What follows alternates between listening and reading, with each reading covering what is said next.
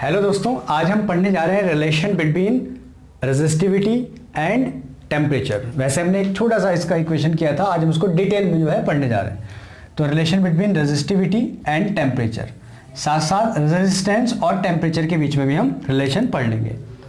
तो सोचो टेम्परेचर बढ़ने से क्या होगा। जैसे हमने पिछले एनिमेशंस में देखा था, यहाँ पे मैं एनिमेशन एक डालूंगा, उसमें भी देखेंगे आप कि जब हम टेम्परेचर बढ़ाएंगे तो क्या होगा।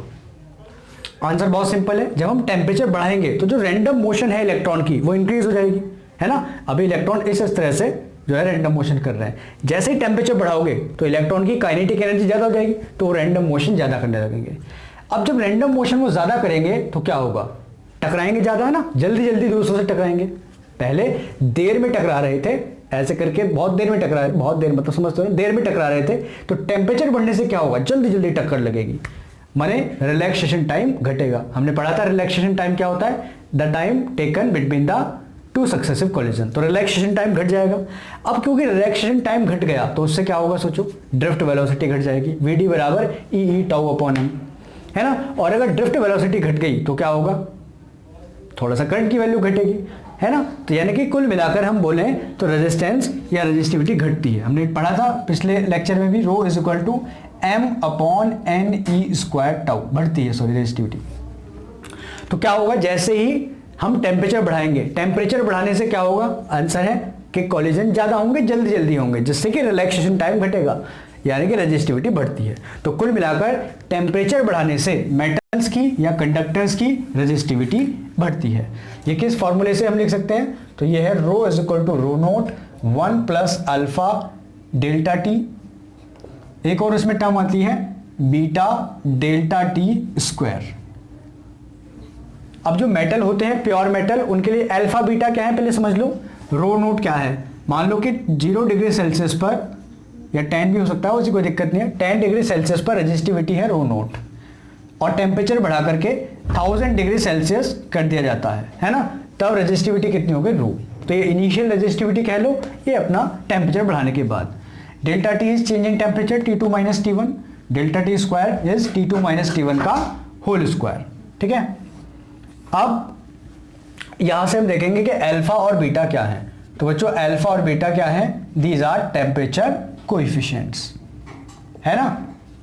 अल्फा और बीटा जो है वो टेम्परेचर कोएफिशिएंट्स है, टेम्परेचर के पैरामीटर्स हैं। फॉर, अगर हम प्योर मेटल की बात करते हैं, फॉर प्योर मेटल्स, तो ये जो बीटा है ना नेग्लिजिबली स्मॉल होता है, तो इस टर्म का कोई खास फर्क नहीं पड़ता। तो हमारा आंसर सिर्फ इतना रह जाता है, rho is equal to rho naught 1 plus alpha delta T, ठीक है। तो इसी फॉर्मूले से हम जो है ज़्यादातर डील करेंगे, ठीक। तो इसको आप जो है नोट करो, और इसके हम ग्राफ भी देखेंगे ना, इसको आप जो है कन्वर्ट भी कर सकते हो रेजिस्टेंस में। हाउ कैन वी कन्वर्ट, देखो रो हमें पता है R is equal to rho l upon a, so you can find the value of rho from here, r a upon l, this is r a upon l, ठीक। This is r naught a upon l, 1 plus alpha delta T is, है ना। तो ये हम relation बना सकते हैं resistance में भी, R is equal to R naught 1 plus alpha delta T, clear है। तो ये रेजिस्टेंस और रेजिस्टिविटी दोनों का रिलेशन बढ़ा सकते हैं, दोनों ही मेटल के लिए बढ़ते हैं टेम्परेचर बढ़ने के साथ साथ, ठीक है ना बच्चों। अब इसके देखो ग्राफ हम देखते हैं यार, बहुत सिंपल से ग्राफ है।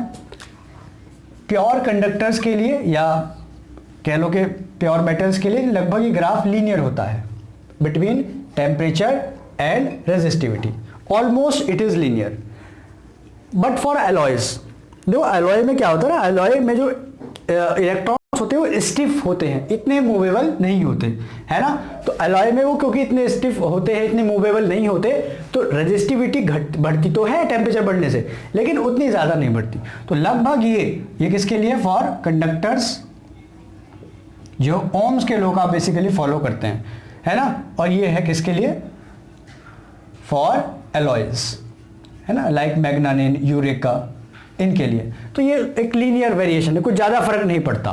तो एक क्वेश्चन ये भी आता है कि अल्फा, यानी कि जो अल्फा है ये rho is equal to rho naught 1 plus alpha delta t. अब यहां से आप आंसर बता सकते हो कि अल्फा की वैल्यू एलॉय के लिए ज्यादा होगी या कंडक्टर के लिए, देख के बताओ। तो जिसकी रेजिस्टिविटी ज्यादा बढ़ी, तो आंसर क्या है, किसकी रेजिस्टिविटी ज्यादा बढ़ी, देखो किसकी रेजिस्टिविटी ज्यादा बढ़ी, तो आंसर है कंडक्टर की, है ना। तो alpha for conductor is higher, alpha जो होता है वो कंडक्टर के लिए ज्यादा होता है, अलॉय के लिए बहुत कम होता है। ठीक है, तो आप ध्यान रखेंगे अलॉय के लिए अल्फा की वैल्यू कम होती है, इसको लिख लेना छोटी छोटी बातों को। अलॉय के लिए अल्फा की वैल्यू कम होती है, जबकि कंडक्टर के लिए अल्फा की वैल्यू ज्यादा होती है। तीसरे भी होते हैं जो हम आगे पढ़ेंगे, सेमीकंडक्टर्स। तो सेमीकंडक्टर या कार्बन या सेमीकंडक्टर, इनके लिए ग्राफ ही होता है। ये बच्चों ओम के लॉ का फॉलो नहीं करते, इनमें क्या होता है, इनमें उल्टा होता है। हम पढ़ेंगे 14 चैप्टर में, जब इनका टेम्परेचर बढ़ाते हैं तो इनकी रेजिस्टिविटी बढ़ने की बजाय घट जाती है, माने इनकी कंडक्टिविटी बढ़ती है। कैसे बढ़ती है वो 14 चैप्टर में हम डिटेल में समझेंगे। तो ये कंडक्टर कार्बन या सेमीकंडक्टर्स के लिए लीनियरली घटता है। ठीक है, तो ये कंडक्टर के लिए ग्राफ है, अलॉय के लिए है। इस ग्राफ को देखकर आप अल्फा की वैल्यू बता सकते हो। अब देखो कार्बन या सेमीकंडक्टर के लिए अल्फा की वैल्यू निगेटिव हो सकती है, होती है। क्लियर है? तो ये छोटी छोटी बातें आपको ध्यान रखनी है। अल्फा की वैल्यू आप यहां से निकाल सकते हो in the terms of resistance and resistivity. जैसे rho is equal to rho naught 1 plus alpha delta T, तो यहां से रो नोट अपॉन में ले जाओ, rho is equal to rho naught -1 alpha delta T. तो वैल्यू निकालो, rho minus rho naught upon rho naught, और डेल्टा टी को भी ले आओ नीचे, इज इक्वल टू अल्फा, है ना। सिमिलरली आप इसको रिप्लेस कर सकते हो किससे, रेजिस्टेंस से। ये हो जाएगा R minus R naught upon R naught delta T. ठीक है ना। तो ये कुछ ज्यादा बड़ी कहानी नहीं है। अल्फा की वैल्यू अगर निकालने के लिए आए तो R minus R naught upon R naught delta T. Okay, तो ये बात आप ध्यान रखेंगे छोटी छोटी, और इस पे हम 2-4 न्यूमेरिकल करते हैं। ग्राफ पे ध्यान रखेंगे, अल्फा की वैल्यू किसके लिए ज्यादा, अलॉय के लिए ज्यादा कि कंडक्टर के लिए ज्यादा, ये सब चीजें भी आपको ध्यान में रखनी है। ओके, तो चलो कुछ क्वेश्चन लगाते हैं इसके बेसिस पर। ज्यादा इस पे क्वेश्चन नहीं है, 1-2 क्वेश्चन आ सकता है। A copper coil has a resistance of 20 ओम, तो ये आर नॉट है 20 ओम एट 0 डिग्री सेल्सियस, तो ये टी नॉट दे रखा है 0 degree Celsius, at and resistance of, तो ये आर हो गया 26.4 ओम एट 80 डिग्री सेल्सियस, को टी कह दो 80 degree Celsius. Find out the temperature coefficient of resistance of copper. तो अल्फा निकालना है ना, अल्फा में पता क्या होता है, R minus R naught upon R naught delta T. Calculate कर लोगे, आर की वैल्यू रख दो 26.4 minus R naught that is 20 upon 20 into delta T 80 minus 0 that is 80। तो ये आप कैलकुलेट कर सकते हैं। ठीक है, ये हो गया 6.4 अपॉन 1600, एक पॉइंट हटाया 0 बढ़ाया, ये आ गया 4 इंटू 10 टू द पावर -3, है ना। तो ये आप यहां से कैलकुलेट कर सकते हो पर डिग्री सेल्सियस। ये टेम्परेचर की बचेगी बस यूनिट, रेजिस्टेंस से रेजिस्टेंस की कैंसिल हो जाएगी, तो इसकी यूनिट होती है पर डिग्री सेल्सियस या पर केल्विन। तो इसको आप नोट कर लो। अगला क्वेश्चन देखते हैं। चलो जी, क्वेश्चन नंबर 2 है, a metallic wire has a resistance, इसको मिटा दें। Question number 2, a metallic wire has a resistance of 120 ohm, तो resistance R naught 120 ohm at temperature को टी नॉट कह लो 20 degree Celsius. Find the temperature at which, find the temperature, okay, at which the metallic wire rises to, R दे रखा है 240 ओम, कि इसका resistance जो है इतना हो जाता है, वो टेम्परेचर बताओ। और अल्फा की वैल्यू जबकि दी हुई है 2 इंटू 10 टू द पावर -40 पर डिग्री सेल्सियस।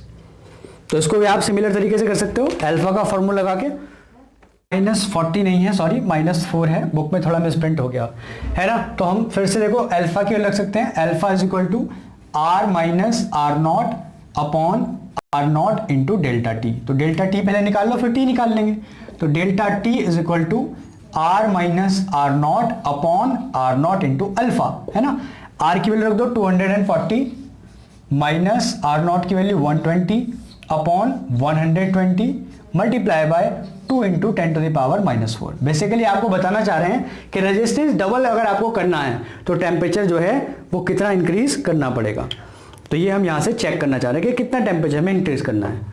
ठीक है, तो ये देखो कितना बचा 120 upon 120 into 2 into 10 to the power -4। 120 से कैंसिल हुआ तो ये ऊपर गया तो आया 0.5 इंटू 10 टू द पावर 4, या आप इसको कह सकते हो 5000, है ना। ये डेल्टा टी की वैल्यू है, ये में टी निकालना है तो डेल्टा टी क्या होता है, T2 minus T1 is equal to 5000, T naught की वैल्यू रख दो 20 इज इक्वल टू 5000, तो टी कितना है बच्चों 5020 डिग्री सेल्सियस। तो देखा, डबल करने के लिए 5000 डिग्री सेल्सियस टेम्परेचर बढ़ाना पड़ेगा, तो इसलिए वो कर्व आया था, लीनियरली वेरी नहीं करता है रेजिस्टिविटी या रेजिस्टेंस टेम्परेचर के साथ, ठीक है। तो ये आप ध्यान रखेंगे।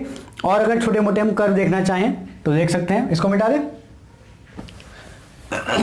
तो जैसे पूछ लेगा सुपर कंडक्टर बन जाते हैं कुछ चीजें, जैसे कि Hg हो गया ना, Hg, तो वैसे तो इस तरह से वेरी करता है ना, अभी हमने देखा कोई भी कंडक्टर इस तरह से वेरी करता है टेम्परेचर और रेजिस्टिविटी या रेजिस्टेंस के साथ। लेकिन क्या होता है कि अगर टेम्परेचर बहुत कम कर दो, 283 ऐसा केल्विन कर दो, तो ये लगभग इसका ऐसा ग्राफ आ जाता है, ठीक है। तो इसका मतलब सुपर कंडक्टर बन जाते हैं, रेजिस्टिविटी एकदम से 0 हो जाती है अगर टेम्परेचर बहुत कम कर देते हैं तो, एट वेरी लो टेम्परेचर, ठीक है, एट वेरी लो टेम्परेचर। ये लगभग Hg का हम ग्राफ मान सकते हैं ना, जो मरकरी होता है वो एक सुपर कंडक्टर की तरह बिहेव करने लगता है अगर टेम्परेचर बहुत कम कर देते हैं तो। कॉपर वगैरह अपना सीधा सीधा काम करते हैं, कॉपर की इस तरह से जैसे हमने बनाया सिंपल कंडक्टर का वेरी करता है, ठीक है। और एलॉय का हमने अभी देखा, तो एलॉय में जो है लगभग लीनियर होता है, हल्का सा बढ़ता है अगर बहुत ज़्यादा टेम्परेचर बढ़ा दो तब जा करके रेजिस्टिविटी बढ़ती है। कार्बन का हमने देखा कि ये इस तरह का ग्राफ आता है, तो अल्फा की वैल्यू किसके लिए ज़्यादा होती है, सेमीकंडक्टर या कार्बन का ही होता है ना, अल्फा की वैल्यू किसके लिए ज़्यादा होती है, साफ साफ दिख रहा है कि जिसका टेम्परेचर ज़्यादा राइज कर रहा है उसके लिए अल्फा की वैल्यू ज़्यादा, जिसका कम राइज कर रहा है, रजिस्टिविटी कम राइज कर रही है, उसके लिए अल्फा की वैल्यू कम, ठीक है बच्चों। Tata bye bye, take care, see you.